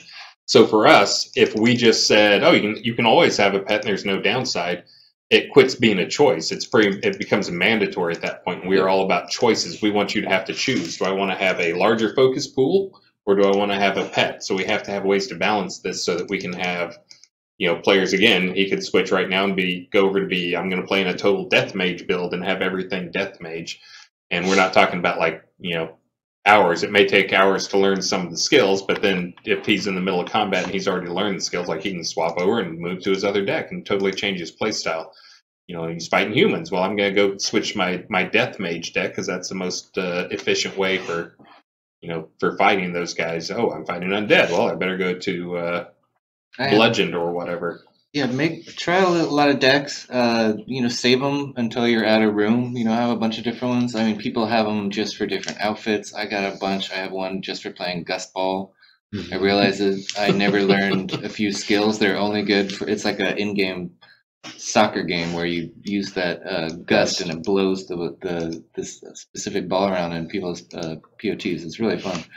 But there's all kinds of functionality built in that where if you combo Gust with Juxtapose, it'll actually kind of do like a roll back, which is kind of fun to use. But yeah, speaking of combos, I just want to point out that there's a lot of combos with summons. So, for example, Enlightenment plus Summon Skeleton will summon a Skeletal Mage or Skeleton Mage. So a lot of people actually don't know about these. I rarely see anyone use a Skeleton Mage, but you can also use Juxtapose plus Earth Elemental to get an Air Elemental. So, you know, maybe you want to play around with, or you're a pure fire mage, or you get the fire elemental first, and you want to instead of going all the way down the water tree, you just use that stuff. And there's a lot more combos that then appear in that list. Yeah, and that's also, we talked about the magic tree, and that's one of those things I think we forgot to mention was, if you look at the tree, it's like life opposes death, fire opposes water, earth opposes air, sun opposes moon, and then in the middle you have chaos. So those are all designed to be diametric except chaos, and then chaos is kind of like crazy as much as possible, and continues. This release will bring a new combo to the chaos tree. We'll see how much use it gets, but it's a combo called Chaos Bomb that is really, it's one of those things we talk to players a ton. That's one of those things I've been watching in a map called Blood Bay that's a very heavy PvP map. And that's one of the complaints that I kept seeing over and over again, trying to come up with solutions for, which is the usual, I was running along the beach and 3 guys jumped me and ganked me, and I had no chance. So Chaos Bomb is a little bit of an answer to that, to give you a chance if you want to like stop and actually try and take them, or if you just want to escape. And Chaos Bomb is a combo that when you cast it, it teleports everybody within about a 6 or 8 meter radius around you, and teleports them up to 20 meters away, and also applies a confusion effect to them, so their controls on the keyboard will be screwed up. So this is basically the, I'm getting jumped by a bunch of guys, I need to scatter them and try and run, or scatter them and try and pick one off when you see which way they go. Or if you see a group of 4 people run across a bridge and your PvP flag. Exactly. You could initiate with or it too. If you're in a party with a bunch of other PvP flag people and you just really want to confuse them, it does still work on party members. Yes, and that's how it's going to stay. That's another thing that's important to note about it, is it only affects, the spell only affects PvP flagged people, well, or if you're in a PvP zone, which PvP zones, we haven't even talked about that, but you can flag PvP, which means you'll be PvP all the time. But there's also a lot of PvP zones where if you go into it, it'll warn you if you're not PvP. I don't think you can offline. I mean, I can still go there. You can go there, just obviously it's not going to have anyone to fight. But yeah, so the Chaos Bomb spell will only affect PvP people, but it's also the only spell in the game right now that will affect your own party members in a negative way. So that'll be... I was also saying, yeah, that's the party trick, fun thing of doing the Chaos Bomb just to frustrate your party member. But you have the option to leave your party mates behind. Yeah. But also, like, I know there's a couple PvPers who out there who pride themselves on basically like sneaking into large groups, into bad areas. You know we're talking about you right now. I'm not going to say your name. But sneaking into places and then trying to get a kill right in a big group of people, and that's one of those things too. If you're coming into like, hey, look, those guys are over there screwing around dueling or whatever, you come up on them. That's a great way to start things, is to go up, sneak up, backstab, Chaos Bomb, work on one guy and try and take him down. So we've got about 30 minutes left. We didn't get through anything. I think we got through pretty much all of that. We got through you guys are wondering what we're looking at. We have a list of things we wanted to cover on the board over here, and we got through one side and we haven't even started on the other side. We're not really halfway yet, but well, talking, I guess the next point we can kind of go over the enemies you might find, and especially with reference to what we were talking about, you know, your builds, your skills, your attunement, and being able to be effective against certain enemies. That all applies when you're, I guess, fighting different mobs around. And there's all sorts of, well, New Britannia is full of baddies. The Obsidian Empire left a lot for us.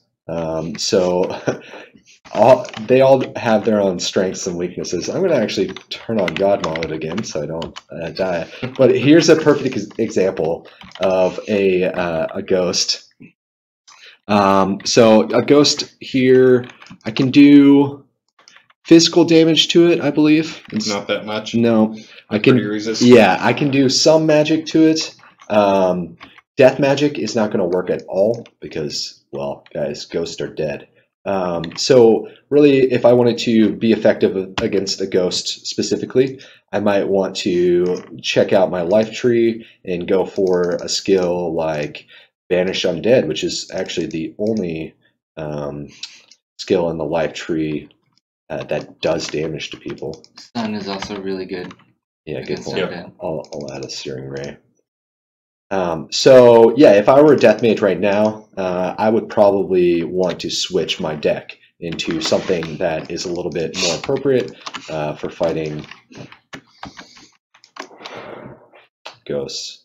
Wait for my actual bar. The other bad thing about ghosts is that they steal life from you, and so none of my skills are very high, and so they're just constantly stealing life from me. So, you know, don't fight against red ghosts. Oh, there's the other. The color of the mob is pretty important. So I shouldn't expect to be very effective against these red ghosts because, well, they're red to me, and what that means is that they're significantly higher adventurer level. And we have skill levels in game, and we also have this thing called adventurer level, which you can see by hovering over your name. I'm adventurer level 5. That's very, very, very low. And basically, it doesn't really mean anything except for it's how much XP you've gained. You could have 0 skills or just the starter skills and be adventurer level 100.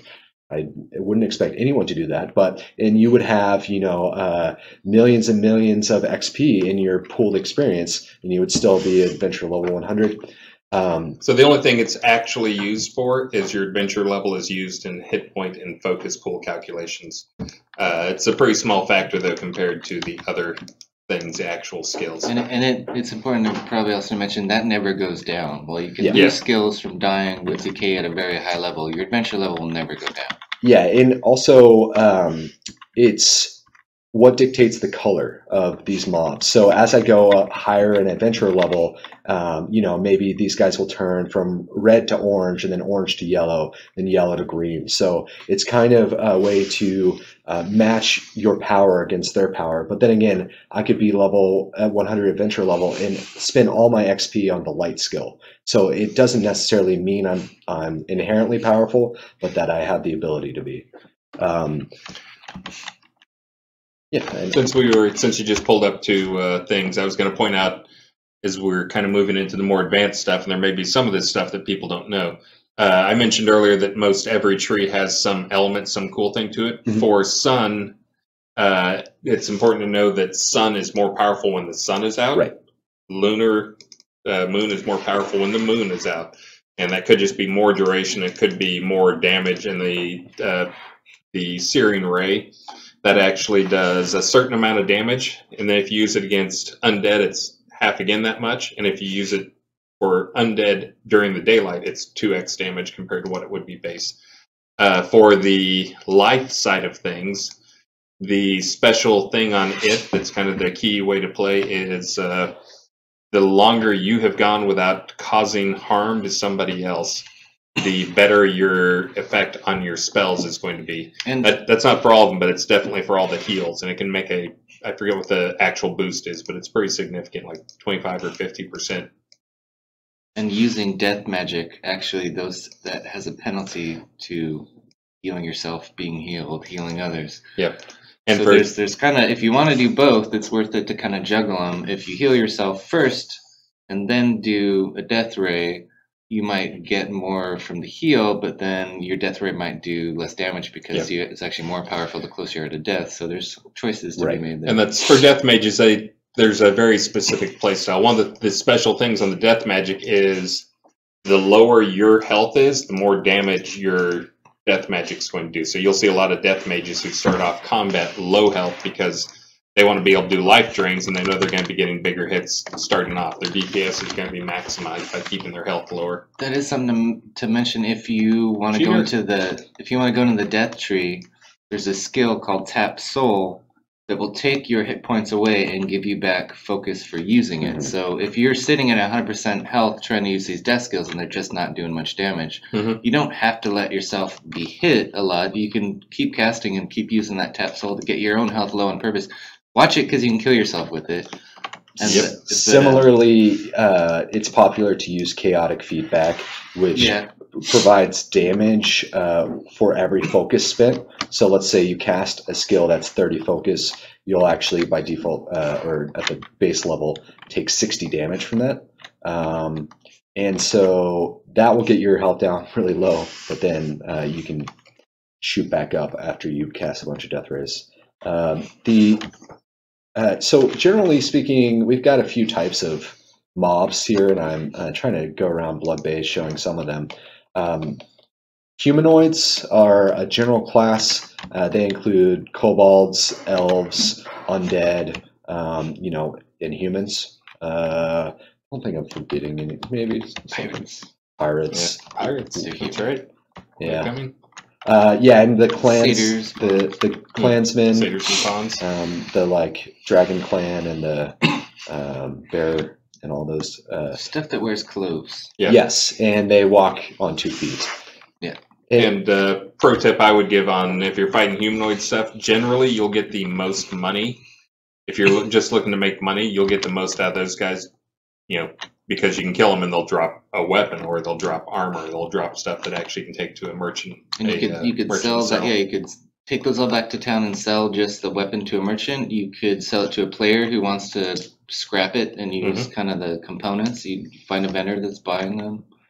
Or you can just do it. I know at least in the Rise, and I'm sure there's a few others as well that have this, that there's crafting tables in them. So I know there's a lot of players who basically go around and farm and collect this stuff, and then rather than go back to town, they just go to whatever room has the crafting. Yeah, and they'll salvage everything, see if they get anything cool out of them. It only has a blacksmithing table though, so you can't do those. Yeah. But I do that too. And each class of human has their own sort of unique drops, but also which corresponds with what they wear, and also abilities and defense. Like kobolds, these melee kobolds use little hammers, and they have knockdowns. The mage kobolds, for example, will use fire and air magic, so they'll stun you. Versus like the elf mages will use like sun, fire, and death. And the Dragon Clan mages, for example, will use ice.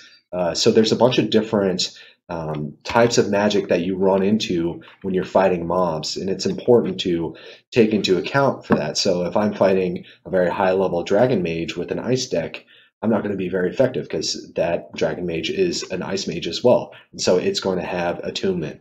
That's pretty high. So I'm going to have to fight with that calculation of something that has high attunement.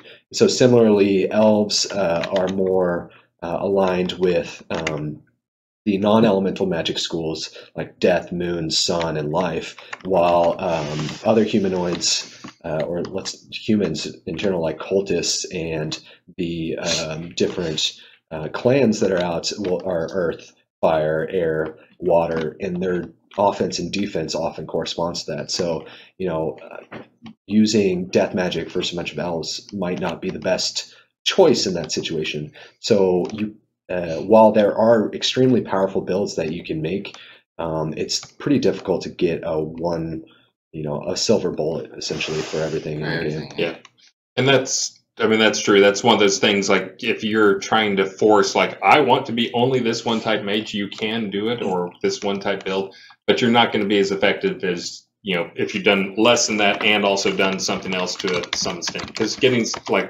can get multiple trees to skill level 80 for the cost it would take to get a single tree to get the skill level 100. Yeah.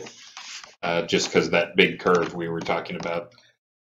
Yeah, and humanoids, I think, are kind of easier to kill than some of the other things. For example, like a dragon is immune to most magic that I know of.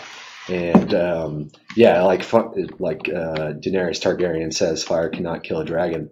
I've tried. Even if you debuff it as much as you can, you can't really get that much fire damage on it. It's so ultimately, if you want to be a pure fire mage, maybe just stay away from dragons. They'll still be pretty powerful. Or make some friends. Yeah, there you go. What are some of the other big? Well, golems in general are just super resistant to magic. Yeah. The most resistant are obsidian golems. I forget what they have, but they're like in the 200 resistance range. I think like the high ones maybe 300 resistance. Demons pretty high. Yeah, demons, I believe they have a skill where they cycle. It's like a chaos magic skill where they cycle attunement. And so maybe for like 20 seconds they'll have incredible fire attunement, but they'll have really weak water attunement. And so you can actually tell, kind of predict when that's happening, or tell and switch schools to really hit them with the opposite magic that they're defensive against. And here's some more kobolds. And kobolds are a really interesting race. They've developed a lot of technology here, probably from hacking their Oracle's database. But there's all sorts of clockwork beasts that if I had God mode off, I would die so quickly. I pronounce this location not Kroll, but Cruel, because of all the stuns that all the mobs have. Pretty much every mob has 2 stuns. And so a lot of these guys are using lightning against me, and clockwork as well is resistant against death and fire, I believe, or is it lightning? I forget. Yeah, death and fire. I'm trying to remember. That's the lightning is one that I keep going back and forth on. Like if you shoot the mechanical thing with lightning, does it do more, or does it? Yeah, does it actually heal it? That's one of the things I forget what the current state is. I think they're fairly resistant to all magic, but very resistant to death magic and to fire. And there are things that are very resistant to physical as well. Ghosts, like you mentioned earlier. There's some nastier ghosts. Like slimes, I believe. Slimes aren't too bad. Slimes will probably get a work overhaul here soon. And really, bosses just have a ton of defense in general. But I like to go when fighting humanoids. I usually use my fire mage deck. And then when I'm fighting like big bad guys, I'll try to use a sword and shield to be a little bit more defensive and get some of those damage over time off. But the good thing about having this huge diversity of monsters and bosses, as I'm running around doing a little tour, here's a giant robotic monkey boss right here. Turn your highlight off for a bit. I turn it down. So. Yeah, I'm so used to it, really. I kind of like it, man. There you go. But all these guys can, they all have their own loot tables. They all have unique, some have unique drops, but a lot of these guys have a higher chance of dropping rare stuff. A lot of our rare items are what we call artifacts. Let's see if this dragon shows up. Here's a clockwork dragon. Much, much, much more difficult than a regular dragon, I had to say for myself, because once he gets enraged, he starts doing an area of effect stun. That's really not fun. But I have actually gotten one of the best artifacts in the game off of a clockwork dragon, the Ring of the Lich Kind, which artifacts just are really awesome, powerful items. Yeah, and one of the big design, going back to a big design principle, which is something Richard really pushes for, but everybody on the team pushes for it, is we never want to have these like apples to apples comparison, and that's true across the board. That's true for creatures. We don't want any creature, this is the same as that guy, except it's got a different model, now turn up the health. to make it tougher or turn up the damage. We try to make sure that they're different, as we were just talking about, like the resistances, how to fight them. Try and give you interesting situations, but that's also true for gear and for items. And for instance, like you mentioned, that ring that's super rare, but it also comes with a lot of downsides. We never want to just be like, this ring is plus 10 int, so I can immediately compare it to this ring, which is also plus 10 int. We want to make sure there's never a direct comparison, because as soon as you get to that point where you can say, this is absolutely better in all situations than this one, because it's just one number, one thing changing, then again, you get into that point where there's not a choice. You may think there's a choice, but really there's not a choice. If you're going to be competitive, you're going to have that one exact item. So we try to make sure, as wherever we can, have the apples to oranges type comparisons. Make it so you can't just say, this is absolutely better than that. This is absolutely better than that. And we do that in gear. We do it for creatures. We also do it for spells. There's really no skills in the game where you can just say this skill to this skill, this one's better. There's always something extra about it. For instance, like fire, like, okay, yeah, there's a lot of bolt spells out there, or raise spells out there, but like, okay, well, death magic does, drain life. You also get life back from it. It doesn't do quite as much. What was that? Oh, I was seeing what. Oh, okay, you got shadows. Okay. Fantastic. Yeah. Sorry, you can tell which side of the team I'm on when the only thing I'm looking at is like, are there shadows on the pipes or not? Yeah, but it's comparing like Death Ray, okay, it does damage, but it also drains life. Then there's also like, okay, well, Firebolt, it does some damage up front, and then it does a lot of damage over time. Mm-hmm. But again, it's hard to put an exact value on how much damage it's going to do, because it only will stack so many times. You can be overriding your own Firebolt, your own dots on them. And then, Ice Bolt does pretty good upfront damage, but also has a slope. That's worth mentioning in a group. Some of the dots and the debuffs, you want the person with the highest skill, and that skill to be the one that's kind of assigned to be doing that debuff.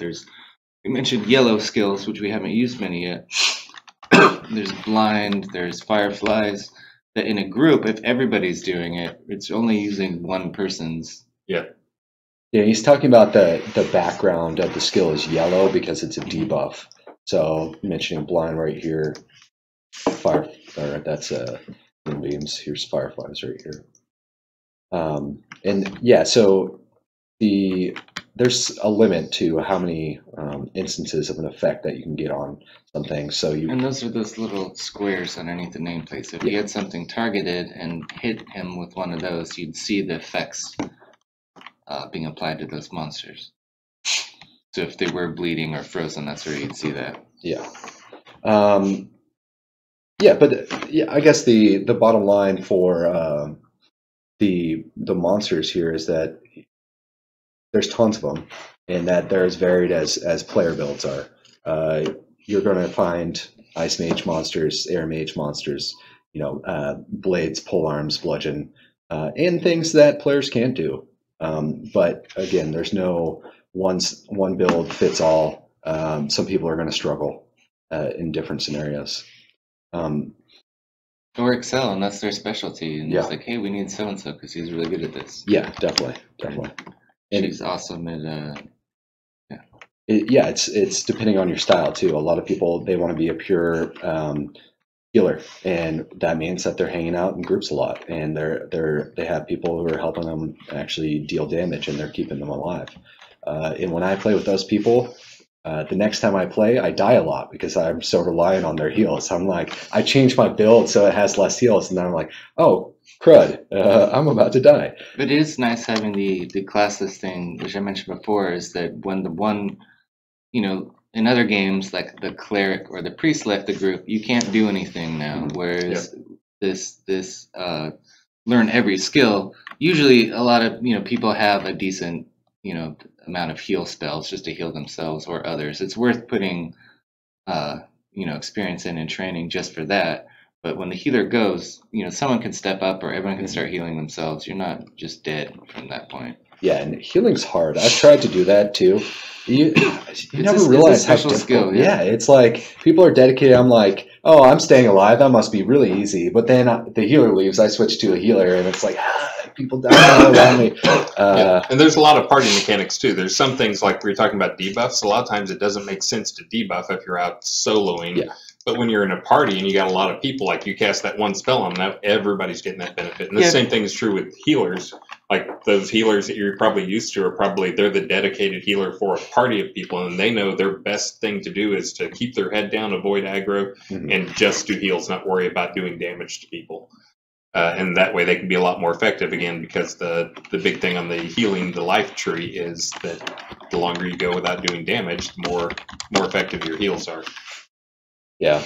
And then did we want to talk or mention any PvP stuff at all before we were we talked about did we talk about scene progression as far as like what? Oh yeah, what you should do if you want to find a good place to level. Yeah. Yeah, there are some guides out there actually about figuring out, because really the map is pretty huge, and depending on where you start out, depending on the path that you choose, you're going to be in a different area of the world, and so there will be different scenes. Yeah, explore, research, ask people, because just because you start in a starting zone, you see one tier 2 adventure zone and the rest are 4 or 5, doesn't mean that's your only option. There's kind of scattered throughout the world tiers of all different. And don't forget the M key. Yes, I forgot. My M key is to toggle the compass, and there's a glitch on the client, but it'll fix itself here in a sec. Yeah, so if we're looking at Make it big. The starter zones, that so if I started on the path of courage, you'd start here in Highvale outskirts, right next to Highvale. You can see that's a tier 0. Yeah, we actually have tier 0s. But then you can kind of click around here, see that Highvale is tier 1, Superstition Canyon, which is actually a pass, tier 2. But if we tier get 5, or yeah, tier 5. Sorry. If we get over here towards these are getting recreated. That's tier 5. South Shattered Hills. But now the important thing to know is that tier 1, tier 2, tier 3, tier 4, tier 5, when you feel like you can move up to the next level, it's kind of going to be a judgment call on your own, because different play style and different builds and different ways. And like, for instance, if you did what we just suggested of, you got 5 crowns with your starting thing, you immediately went to a big city and sold them after you got through the first zone and bought decent gear. Yeah, then go look for some yellow, some orange. Got some buffs. Like, you probably right then can like move up to tier 2 or tier 3. It depends what kind of mood you're in. If you want to stay in one spot and kill green stuff for hours just because you're kind of taking it easy that night, then there's nothing wrong with that. But if you want a challenge, kind of poke around and then try something. And if you die really fast, go remember that spot and check it out a little later. And pretty much every starter area has a few scenes of every tier around it. It might not be immediately next to it, but like I know if we head a little bit this way, we'll get to some higher tier. I think this is tier 3 right here. And you can join parties with. I like to go there after. Whiteguard Foothills. I remember. Yeah, right after I started Solace Bridge. This is where I went and hung out for a while because I was a total noob, didn't know how to play. But then I got in a guild and started playing with people. Yeah, if you're in a guild or you just find people in the town, or this is an online mode, multiplayer mode.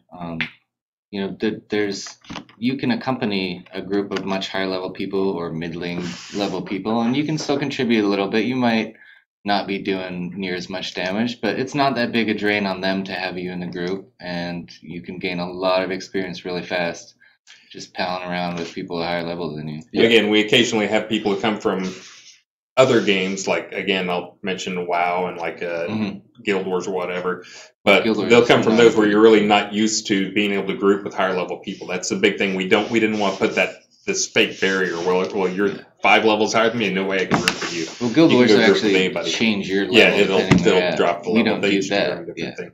But we wanted low levels to be able to group with high levels, and then people were like, well, that doesn't seem fair. They're going to get tons of experience. And it's like, that's fine. We don't care about trying to force people to grind and get through all that stuff. We want them to get to a level where they're competent and can contribute really fast. Yeah, we want to reward the people who put the time in too, and if they want to turn around and help their friends, then that's great. Yeah. If they want to help strangers, that's great. And that's another thing, is that's part of the reason why we are a shardless system, is we want everybody to be able to play with their friends.